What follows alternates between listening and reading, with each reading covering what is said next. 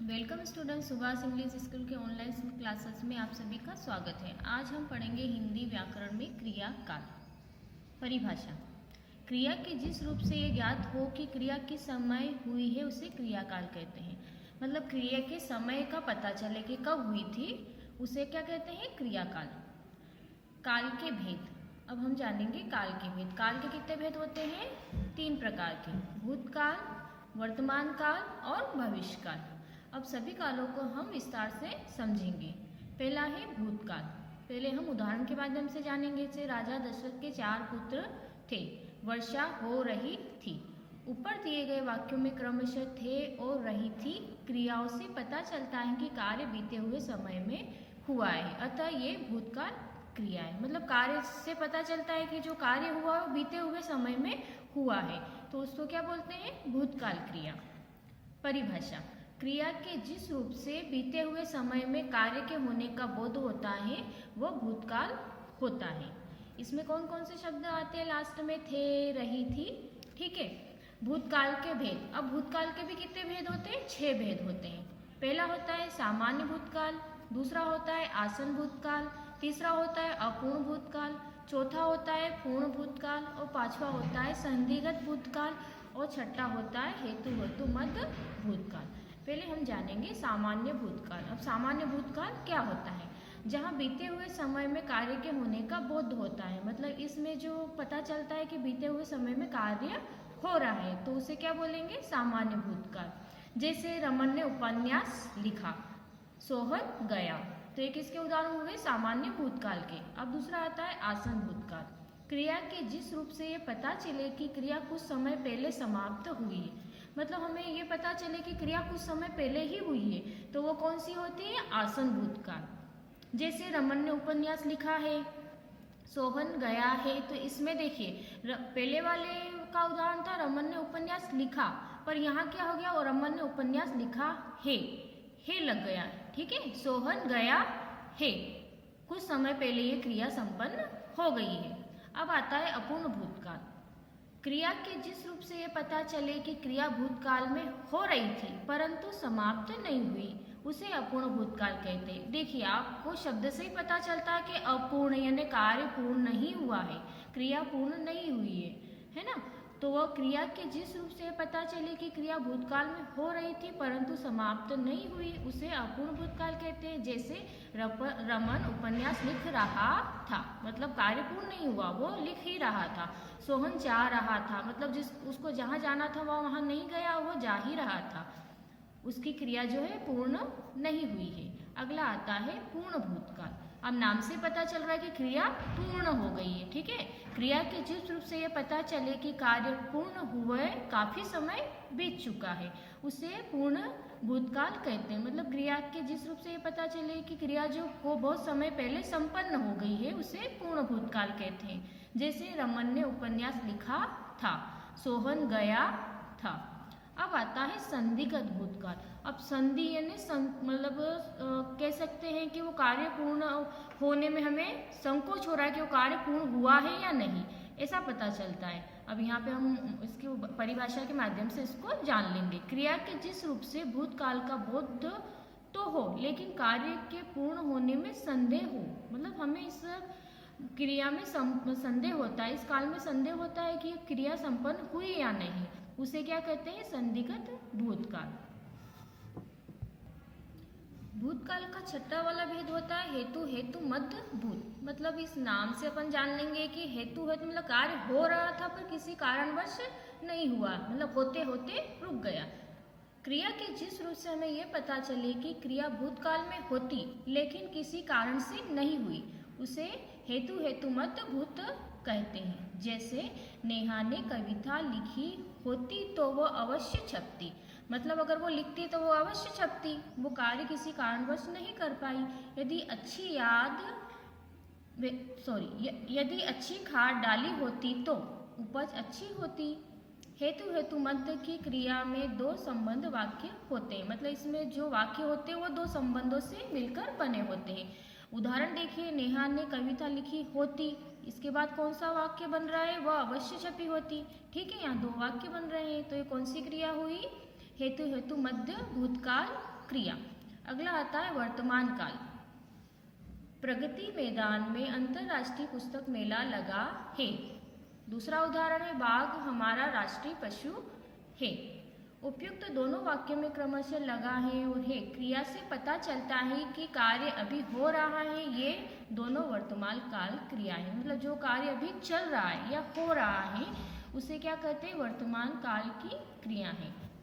परिभाषा। क्रिया के जिस रूप से ये बोध हो कि कार्य अभी हो रहा है उसे वर्तमान काल कहते हैं। मतलब क्रिया के जिस रूप से ये पता चले कि कार्य अभी चल रहा है या हो रहा है तो उसे कौन सा काल कहते हैं, वर्तमान काल। वर्तमान काल के 3 भेद होते हैं। वर्तमान काल के भी कितने भेद होते हैं, 3 भेद होते हैं। पहला होता है सामान्य वर्तमान, दूसरा होता है अपूर्ण वर्तमान और तीसरा होता है संदिग्ध वर्तमान। पहला हम जब समझेंगे सामान्य वर्तमान। क्रिया के जिस रूप से ये पता चलता है कि कार्य वर्तमान काल में संपन्न रूप से हो रहा है। मतलब क्रिया के जिस रूप से पता चलता है कि कार्य वर्तमान काल में संपन्न हो रहा है उसे सामान्य वर्तमान कहते हैं। जैसे अमित विद्यालय जाता है, रमा लता स्वेटर पहनती है। अगला है अपूर्ण वर्तमान। नाम से पता चल रहा है कि क्रियाकाल संपूर्ण नहीं हुआ है। क्रिया के जिस रूप से पता चलता है कि कार्य अभी चल रहा है, समाप्त नहीं हुआ। मतलब क्रिया के जिस रूप से पता चलता है कि कार्य अभी चल ही रहा है, समाप्त नहीं हुआ है तो उसे क्या बोलेंगे, अपूर्ण वर्तमान काल। जैसे अमित विद्यालय जा रहा है, मतलब विद्यालय पहुंचा नहीं है, वो विद्यालय जा रहा है। रमा स्वेटर पहन रही है, मतलब रमा ने स्वेटर पहना नहीं है, वो पहन रही है। तो ये कौन सा काल हो गया, अपूर्ण वर्तमान काल। अगला आता है संदिग्ध वर्तमान काल। संदिग्ध वर्तमान काल यानी संदेह वाले जो क्रियाकाल होते हैं वो वाले, है ना, नाम से पता चल रहा है। संदिग्ध यानी संदेह। क्रिया के जिस रूप से कार्य का वर्तमान में होने पर संदेह होता है। मतलब क्रिया के जिस रूप से काल का वर्तमान में होने का संदेह होता है उसे कौन सा काल कहते हैं, संदिग्ध वर्तमान काल। जैसे अमित इस समय खेलता होगा, मतलब हमें पता नहीं है कि वो अमित इस समय खेलता होगा या नहीं होगा, तो ये संदेह हो रहा है। नेहा पढ़ती होगी, इसमें भी संदेह वाला वाक्य है। अगला आता है भविष्यत काल। इसके उदाहरण के माध्यम से इसे जानेंगे। रमन इस बार सप्तम कक्षा की परीक्षा उत्तीर्ण करेगा, ये भविष्य की बात होगी। हम कल कोलकाता जाएंगे, ये भी भविष्य की बात होगी, मतलब आने वाले समय में ये कार्य संपन्न होगा या नहीं।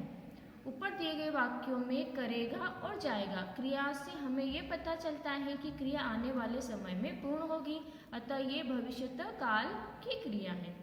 परिभाषा। क्रिया के जिस रूप से ये पता चलता है कि क्रिया आने वाले समय में होगी उसे कौन सा काल कहते हैं, भविष्यत काल।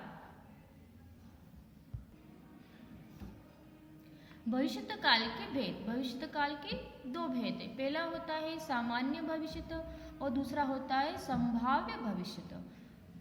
पहला सामान्य भविष्यत। क्रिया के जिस रूप से कार्य के भविष्य में होने का बोध होता है उसे सामान्य भविष्यत कहते हैं। मतलब क्रिया के जिस रूप से पता चलता है कि कार्य भविष्य में होगा, मतलब आने वाले समय में होगा, तो वो कौन सा काल होता है, सामान्यतः भविष्यत। पहला है मोहित कविता सुनाएगा। पहला उदाहरण है मोहित कविता सुनाएगा। दूसरा है मनीष प्रदर्शनी देखने जाएगा, तो ये मतलब आने वाले समय में होगा कि मनीष प्रदर्शनी देखने जाएगा। अगला इसका भेद होता है संभाव्य भविष्यत, यानी संभावना वाले कार्य या क्रिया। क्रिया के जिस रूप से कार्य के भविष्य में होने की संभावना हो, मतलब संभावना होती है कि कार्य होगा भी या नहीं, उससे संभाव्य भविष्यत कहते हैं। जैसे शायद आज वर्षा हो, मतलब शायद आज वर्षा हो, आने वाले समय में या 1-2 घंटे में वर्षा हो जाए, तो ये संभावना बनाने वाले वाक्य होते हैं। संभव में रमन कल स्कूल ना जाए, ये संभव या संभावना है कि कल रमन स्कूल ना जाए। अब आती है इनकी अवस्थाएं। अपनों ने कितने काल पढ़े हैं, पहला है वर्तमान काल, दूसरा है भविष्य काल और तीसरा है भूतकाल। वर्तमान काल यानी क्या होता है, जो कार्य अभी चल रहा है, जो कार्य अभी इस समय में होने वाला है, वो क्या होता है, वर्तमान काल। दूसरा होता है भूतकाल यानी बीते हुए समय में जो कार्य संपन्न हो गया है। और अगला आता है भविष्यकाल, यानी आने वाले समय में जो क्रिया संपन्न होने वाली है वो होता है भविष्यकाल। अब आती है इनकी अवस्थाएं। क्रिया के जिस रूप से ये पता चलता है कि क्रिया पूर्ण हो चुकी है या नहीं उसे अवस्था कहते हैं। मतलब ये पता चलता है कि कार्य पूर्ण हो चुका है या नहीं हुआ है, उसे कौन सी उसे उनकी अवस्थाएं कहते हैं। इसके दो भेद होते हैं। अवस्थाओं के भी कितने भेद होते हैं? दो भेद होते हैं। पहला होता है पूर्ण अवस्था और दूसरा होता है अपूर्ण अवस्था। अब नाम से आपको पता चल रहा है पूर्ण यानी क्रिया पूर्ण हो गई है, उस समय में वह क्रिया पूर्ण हो गई। अपूर्ण अवस्था यानी क्रिया अभी पूर्ण नहीं हुई है। पहला आ रहा है पूर्ण अवस्था। क्रिया के जिस रूप से कार्य के पूर्ण होने का बोध होता है वह पूर्ण अवस्था कहलाती है। मतलब कार्य जो है वो पूर्ण हो गया है, उस समय वो कार्य पूर्ण हो गया है। जैसे रोहित ने रामायण पढ़ी। दूसरा इसका उदाहरण है सबीना ने कविता सुनाई, यानी कार्य पूर्ण हो गया, रामायण उसने पढ़ ली है और कविता उसने सुना दी है। अगला आता है अपूर्ण अवस्था। क्रिया के जिस रूप से कार्य के पूर्ण होने का बोध न हो, मतलब क्रिया के जिस रूप से ये पता चले कि कार्य पूर्ण नहीं हुआ है, उसे कौन सा कहेंगे? अपूर्ण अवस्था। जैसे रोहित रामायण पढ़ रहा है, रोहित की रामायण अभी कंप्लीट नहीं हुई पढ़ना, वो पढ़ रहा है, कार्य अभी पूर्ण नहीं हुआ है। दूसरा आ रहा है सबीना कविता सुना रही है, उसकी जो कविता है वो अभी कविता उसने सुनाई नहीं, वो सुना रही है, तो ये कौन सी अवस्था हो गई? अपूर्ण अवस्था। स्टूडेंट, अभी जो उन्होंने क्रियाकाल पढ़ा है ये इसकी वर्कशीट है। इस वर्कशीट को आपको अपनी कॉपी में नोट करना है, लर्न भी करना है, अच्छे अक्षरों में लिखना है, गलतियां नहीं करना है, जैसा लिख रखा है वैसा ही लिखना है। क्रियाकाल। प्रश्न क्रमांक 1, काल की परिभाषा उदाहरण सहित लिखिए। उत्तर, क्रिया के जिस रूप से यह ज्ञात हो कि क्रिया किस समय हुई है उसे क्रियाकाल कहते हैं। उदाहरण, रमन ने उपन्यास लिखा। प्रश्न क्रमांक 2, काल के कितने भेद हैं? उत्तर, काल के 3 भेद होते हैं। पहला होता है भूतकाल, दूसरा होता है वर्तमान काल, तीसरा होता है भविष्यत काल। प्रश्न क्रमांक 3, वर्तमान काल, भूतकाल, भविष्यकाल किसे कहते हैं? उदाहरण सहित लिखिए। उत्तर, वर्तमान काल। क्रिया के जिस रूप से यह बोध हो कि कार्य अभी हो रहा है उसे वर्तमान काल कहते हैं। जैसे रमा लता स्वेटर पहनती है। अगला आता है भूतकाल। क्रिया के जिस रूप से बीते हुए समय में कार्य के होने का बोध हो वह भूतकाल होता है। जैसे राजा दशरथ के 4 पुत्र थे। अगला काल है भविष्यकाल। क्रिया के जिस रूप से यह पता चलता है कि क्रिया आने वाले समय में होगी उसे भविष्यकाल कहते हैं। जैसे हम कल कोलकाता जाएंगे। प्रश्न क्रमांक 4, निम्नलिखित वाक्यों में क्रिया के काल को पहचान कर उनके भेदों के नाम लिखिए। यहाँ कुछ वाक्य दे रखे हैं, उन वाक्यों को पढ़कर हमें उनके भेद लिखना है। उत्तर क, सोहन अभी आया है, तो ये कौन सा काल हुआ? सामान्य वर्तमान। ख, सुमन भोजन पकाती होगी, कौन सा काल है ये? संधिगत वर्तमान। ग, आगामी माह में परीक्षा होगी, तो ये कौन सा काल हो गया? सामान्य भविष्य। सोहन जा रहा था, तो ये कौन सा काल हुआ? अपूर्ण भूतकाल। धन्यवाद।